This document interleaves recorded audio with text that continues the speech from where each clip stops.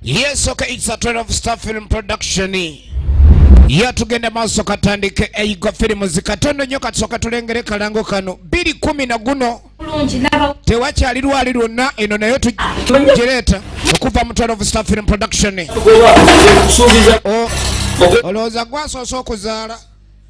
tukyalengera kalango kayo kakati ono gwe balangira olubuto naffe agamba naye baali balabye kuba embuto emirembe engalo ye mugga ya Fezo Original Names kasitoba nga walaba kimyanso eno toyina gisubwa tukyalengera kalango kayo katono nnyo mbiri gwa ya basi filimu ya mugga ya Fezo era nga producer waayo waliwo yafuna olubuto n'akudaalira banna abatazaala olubuto olufuna naye luyinza okuyita mu nnyindo ngamba nga luzaalwa kakati February 210 na guno eno tugenda gikuleetera bagiyita balimisa mizimu walolabyeko gye balimisa emizimu omuntu gwoziise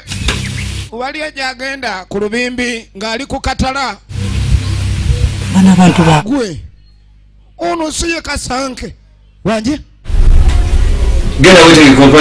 ono mukazi we yali amanyi nti yafa mu kuzaala kumbe we yafa olwo gye bamutwala akolanga mu cuba ali eri akolanga banange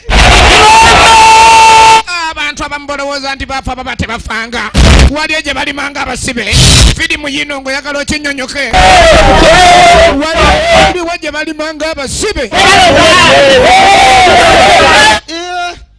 kiki ekiri wano ndabye asamba akagene naye ate kundi nga lifeenya kino kirabye otya ani alimisa abafuuzi ku kyalo kuno gwe twagala muvi kale bagambye 210 na guno eno togisubwa balimisa mizimu obadde owulira biwulire birabe mu firimu eno ojja ku kinyonyoko kigwenyalwe lwaki abafu be balima ani alina kinyonyola mu mutwale babe kinyonyola teekaawo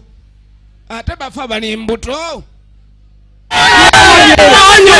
tolina kugisubwa eno matundiro ga firimu na mugwanga wolina okugijja balimisa mizimu ebitundu 2 katugikutuseeko 210 na guno